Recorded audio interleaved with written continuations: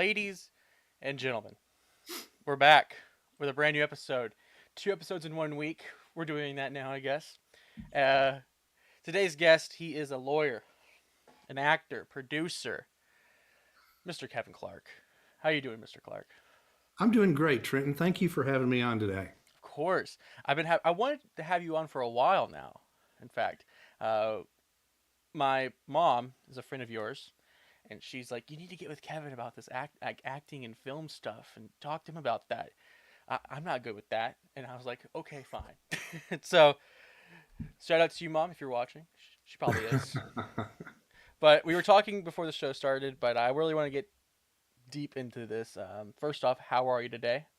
I'm doing wonderfully. It's a great day. Memorial Day weekend, 3 day weekend. Oh yeah. So we're pushing through it. A little more than halfway through it, but I'm doing wonderful. So let's talk about you're a lawyer. Family law, Yes. is that correct?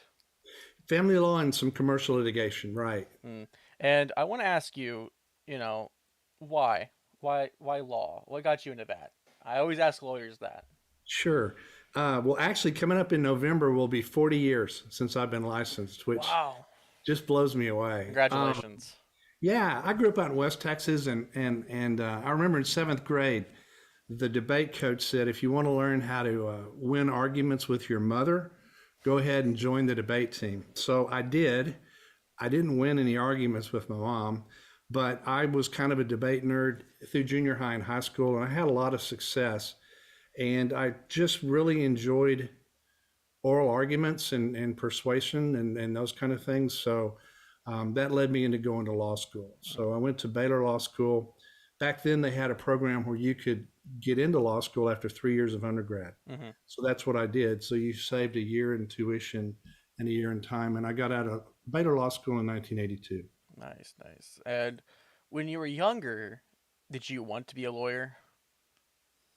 Yeah, I think so. I think just the debate background. I had a lot of success in high school. I won a national championship at the Air Force Academy, and so those kind of things kind of I thought I had a skill set as Mm-hmm. far as courtroom work. And Trenton, my favorite day at the office is when I'm in court. I really love courtroom work. It's very exciting. Oh yeah. My mom, she's a paralegal in family law, and I see what she goes through, which is like, it's a very stressful job. And I want to ask you, how do you handle with the stress of being a lawyer? Well, that's a great question. First of all, your mom is one of the best paralegals that I've ever encountered, and we've never worked really with each other, but Mm, we've worked against each other. And one of the things I want to say about your mom is her professionalism, because if you're a fairly busy lawyer in the Tarrant County market, you're going to have some tough cases, but you're going to see those people again. mm, And I just love your mom to death. She's very, very good. And you're asking about the stress of family law. One of the things that your mom is very strong with is being able to talk to the clients. You're catching people in one of the worst time periods of their life. mm, Nothing's going right. They're afraid of what's going to happen to their kids. The money is going to be split up. And under those circumstances, people sometimes need somebody just to listen to them. And your mom is very strong about doing that. yeah. So you kind of asked me about how I deal with the stress of the law practice. It's not necessarily easy. You have to find some diversions. You have to make sure that you have a full life, and that's what I love about filmmaking. Mm, Is because I tell people my job Monday through Friday is the most anti-collaborative job you could have. It's headbutting, and it's having somebody on the other side that's smart trying to make you make mistakes. On the other hand, when you're working with artists and filmmakers, it's a completely collaborative effort, mm, and we're all working towards the same goal, and hopefully, making a good film. yeah. Not to mention the fact that almost everyone on the cast and crew is incredibly creative, which means they're incredibly funny. So you spend most of your time just hanging out with interesting people and laughing. So that's kind of what I'm doing now as far as handling the stress of the law firm. Yeah. Because I was going to talk to you about your, acting career that you've had, and I want to ask you what got you into acting. probably 10 years ago, I went to an improv show at 4 Day Weekend in downtown Fort Worth. Mm. And I mentioned to my date at the time that they were talking about the classes they offered. I said, I'd really like to do that sometime. And I don't think I ever would have enrolled myself. But as a gift, she bought me the first round of classes. So I started that and I went through all 5 rounds there. And then I did some intensive classes in New York at UCB and in Chicago at Second City. And I really, really, really enjoyed it.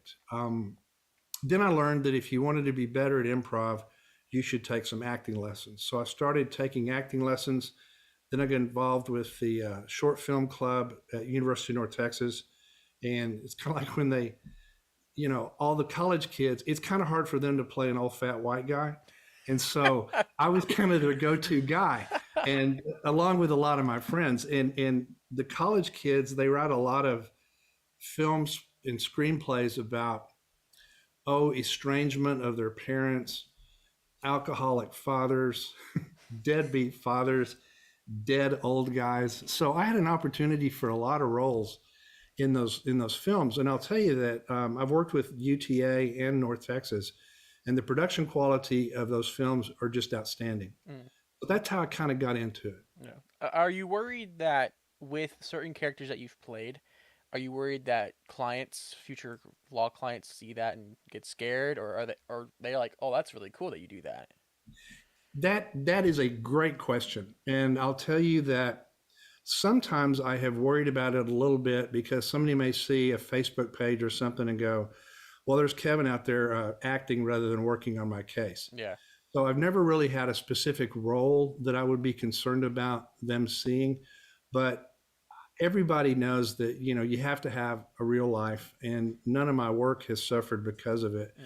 But I have worried about the fact that they may feel like somehow time is being taken away from their case while I'm pursuing the acting. On the other hand, it's really funny at the courthouse because several of the judges give me a hard time all the time. I heard your podcast with Judge Navarez, who's one of our best judges, and that was a great conversation you had with him. Thank you. Well, he's always giving me grief and teasing me about it. When we And ended the show with him, like we went offline. My mom came in and we were talking to him, and we told him that we were gonna have you on. And he uh-huh. goes, "Oh, Kevin, here we go. That's gonna be a good episode." And he just started making fun of you, and he's like, "Yeah, man, but he's a good guy." And I was like, "Oh, Yeah, great." he's one of our best judges. And Oh then yeah. probably 2 months ago, I was at the courthouse. COVID has lifted the restrictions pretty much. And I stuck my head in, and Judge Jeff Kaetzer was holding court. And I just was in the back, and he just stops the court and he goes, "Well, Mr. Clark, what are you doing? Scouting locations today?" I said, "No, no, Your Honor. I actually have some orders I need you to sign." So that has been funny Yeah. about how I get treated, but it's all fair game. Yeah. I want to ask you, you act a lot. You're an actor. Have you ever thought about tossing your hat into writing or directing?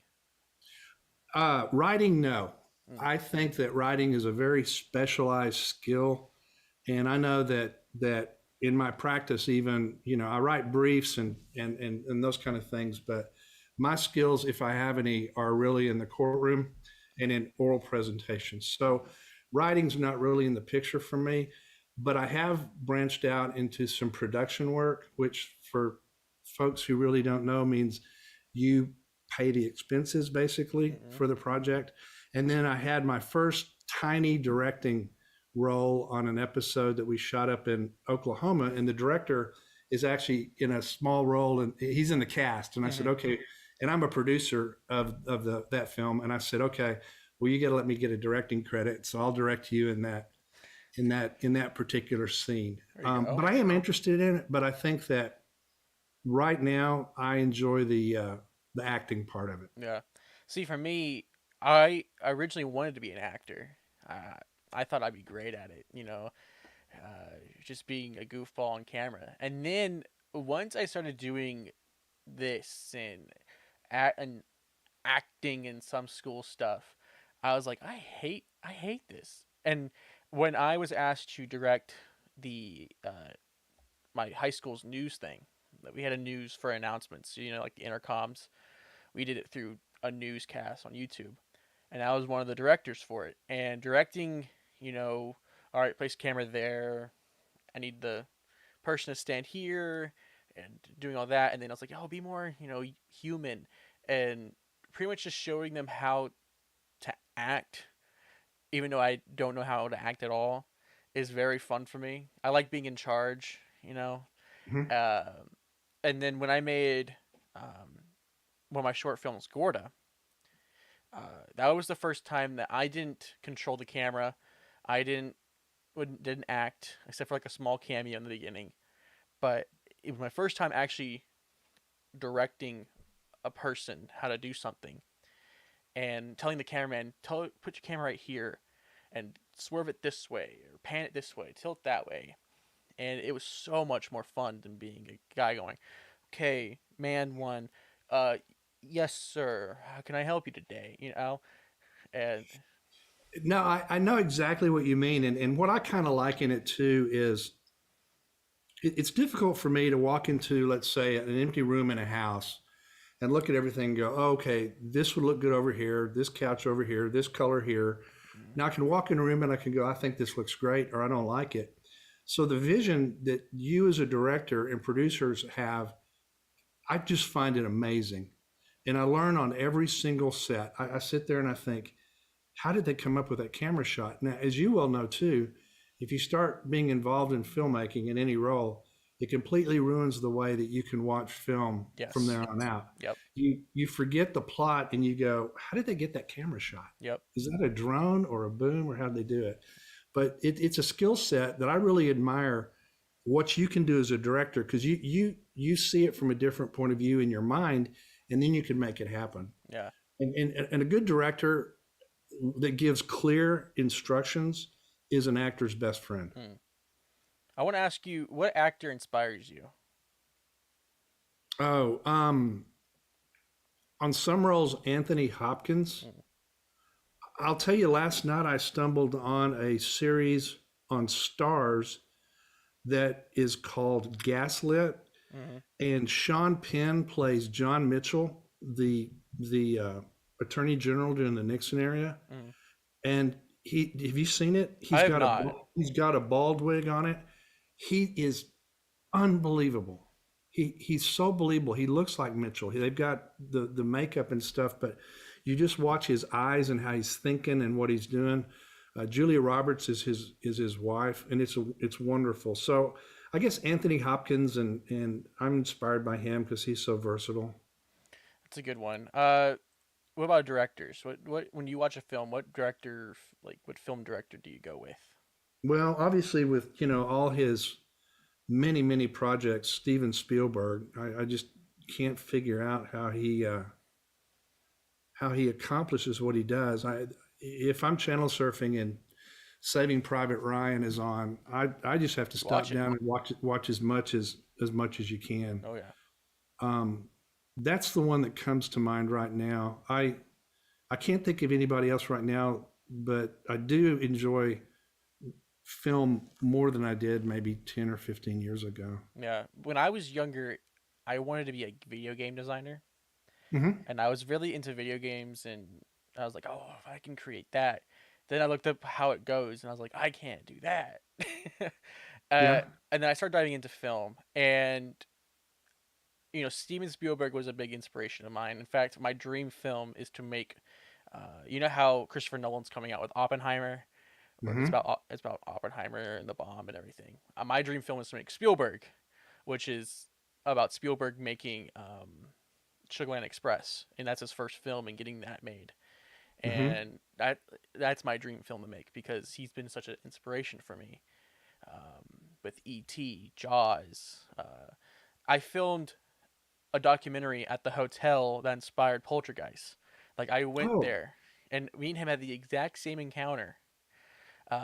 When he was staying at the hotel that we stayed at, the Excelsior Hotel, he experienced a young boy waking him up in the middle of the night, telling him that breakfast was ready, and then vanishing. okay. When we went there to film The Haunting of Jefferson, Texas, we were sleeping in the exact same room he was sleeping in. The same ghost boy woke me up, telling me that breakfast was ready, and then running to the door and just disappearing. The scariest thing in my life.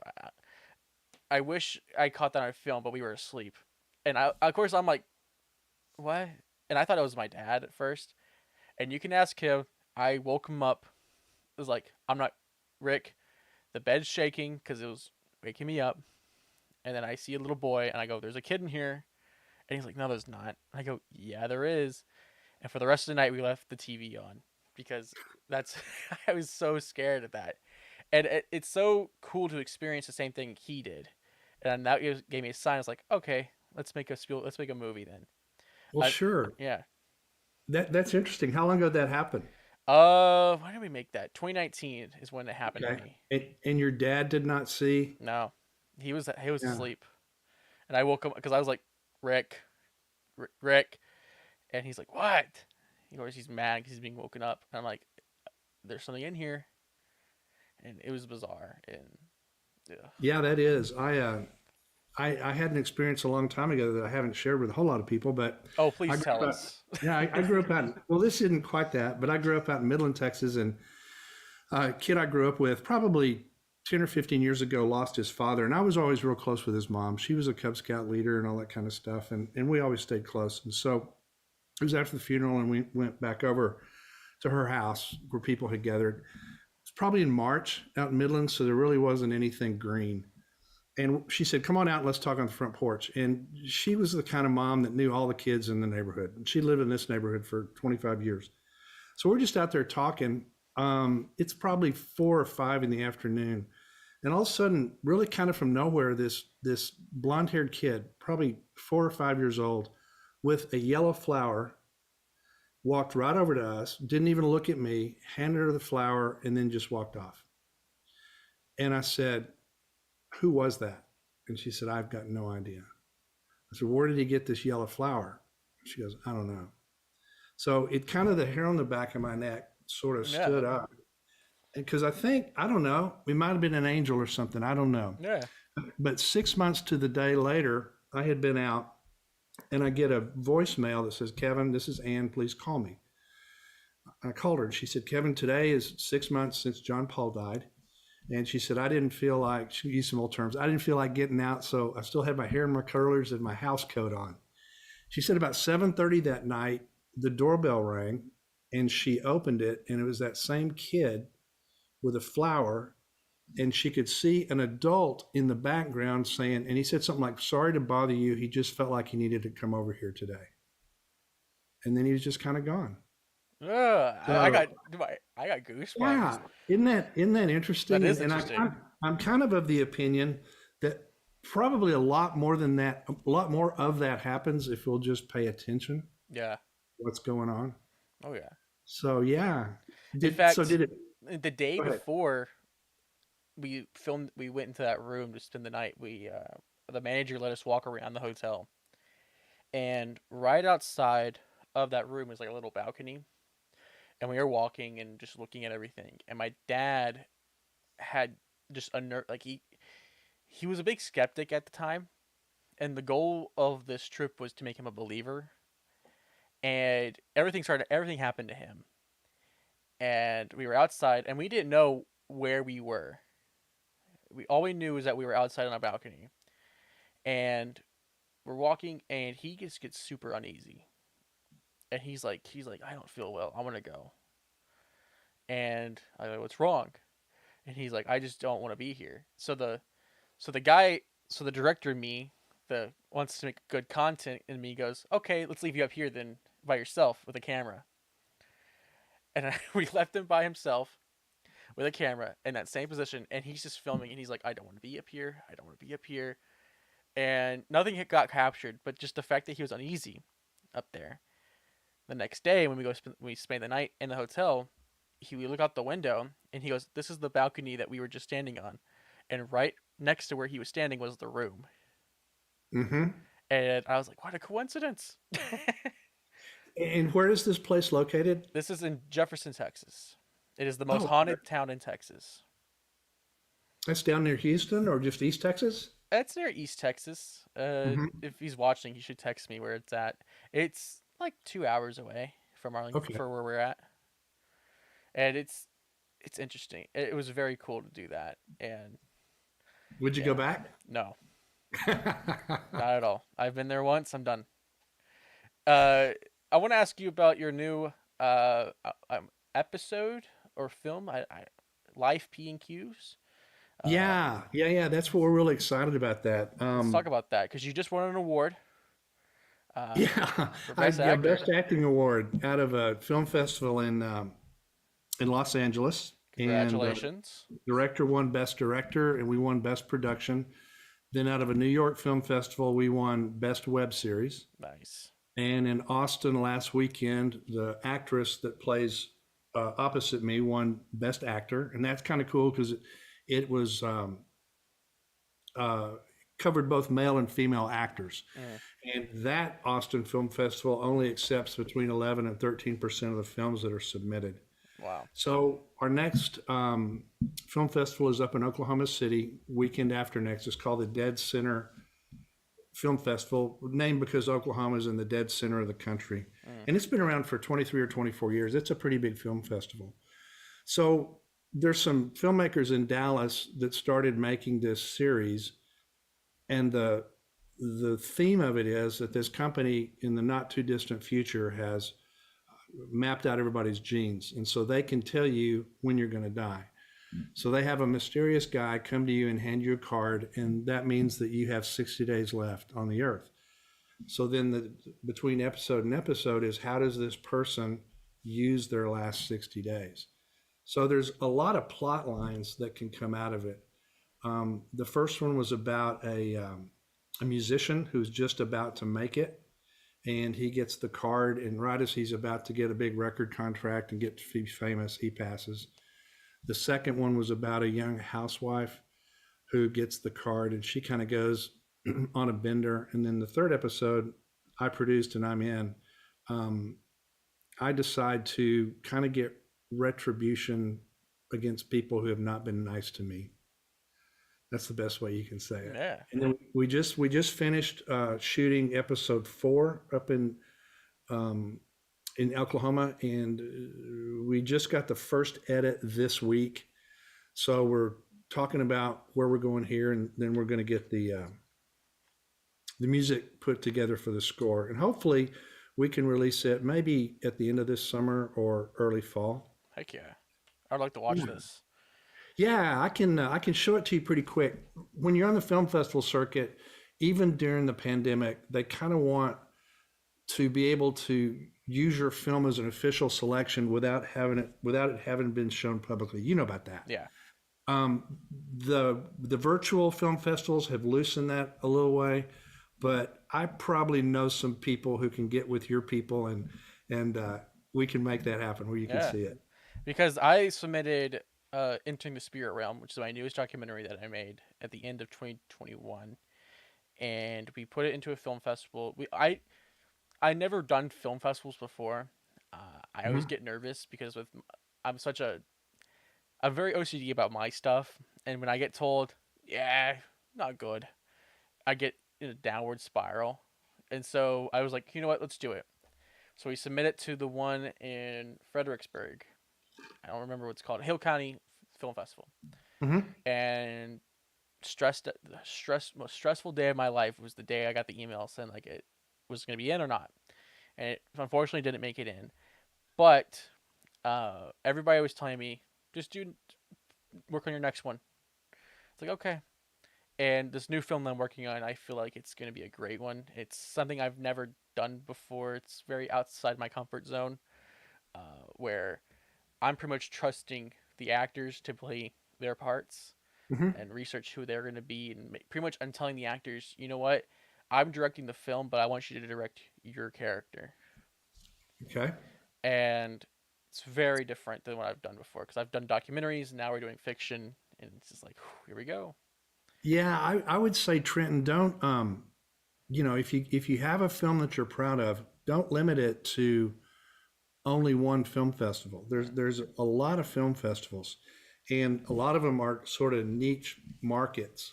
And also, if you look at it soon enough through Film Freeway, mm. you can get discounts on early Yeah, entries. We did it very. I did it very late because I didn't think Yeah. about it, and so I did Yeah. the late submissions, and I this next one we're definitely gonna do it early because we're my goal is to be completely done with this film September October time, Mhm. and then start submitting to all of them to the end of the year to the next year. And Yeah. yeah. Now, real quick, we are sponsored by Poddex today. Have you heard of Poddex, Kevin? I think I heard you talk about it on the other podcasts that I've listened to. Oh, well, let me tell you more about them. They're these cool deck of cards that allow you to make your podcast even better. Today, we're going to be using the Would You Rather deck. So I'm going to ask you Would You Rather questions. And Okay. we only got 4 today. All And right. Are these like hypotheticals? it could be. Okay. Once I ask him, and whichever one you pick, it's going to happen. So Okay. I could do like Bewitched and twinkle my nose, and it happens. All right. So here we go. Would you rather have your voice be Gilbert Godfrey or Fran Drescher? Oh my gosh. Guess I'm gonna have to go with Gilbert All Godfrey right. on that, but that's a Hobson's choice. That's difficult. All right, and it's all right. You have the voice now. All right. Would you rather accidentally laugh loudly at a funeral or fart while giving a speech at a wedding?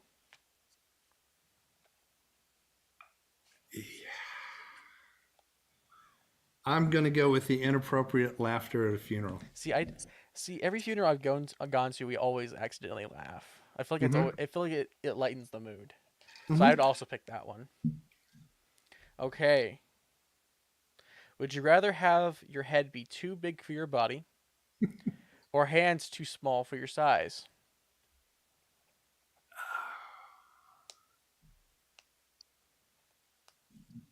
Oh yeah. Yeah. Oh yeah. Gosh, that Saturday Night Live sketch Yes. where Christian Wig had the little tiny hands. Yes. And I'm thinking about that. I guess I'm gonna go with a bigger head. Bigger head? Okay. Yeah. Okay. And our last one. Would you rather get your hand stuck in a meat grinder or a blender? Oh my Oh gosh. yeah. Ending on a happy note. I think I'd have a better chance of surviving with some sort of hand in a blender rather Oh than a yeah. meat. Yeah. I think a blender would be a lot safer. Well, with that, Mr. Clark, I want to thank you today for being on my show. Yeah. It was very fun to learn about you and talk about acting and filmmaking and what got you into that. Real quick, where can the people find you? Where can they find me? Well, I've got some social media. I've got a Facebook page. It's just J. Kevin Clark, and then I've got a Twitter account. I think I'm still learning a lot of the social media stuff, Trenton. I'll help you out.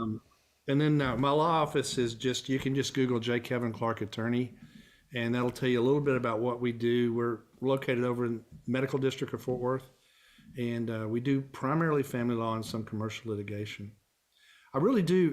I know your mom has been trying to get us together forever, and we've been talking, and our calendars have been busy. But I really would like to collaborate with you on some projects in the future. Oh, absolutely. I actually, at the end of the show, I want to get on another Zoom call because we are running out of time on this one, and I Okay. want to talk to you about something.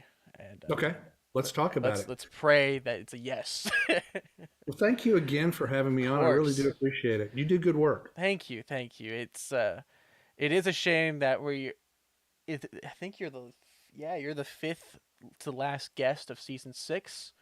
This has been a wild season. Last episode was just a wild episode. We had a flat earther on. I don't know if you knew what that is. Yeah, I do. That's right now. Let's see. This episode is a very controversial episode. Not this one. The last one we had. Okay. Yeah, you're very controversial, Kevin. Yeah. In just 2 days, I have to check this because it blows my mind. In just 2 days, we have over 1,000 views, and the dislike and like ratio is just it's they're fighting right now. Oh, they're like 50-50? 50-50, 55, 45, 60-40, going back to 50-50. It's just and there's people in the comments are just blowing up about it. Yeah. But man, wow. So guys, next week we're having Luke Smith on. He's a film critic, and I'm very excited about that.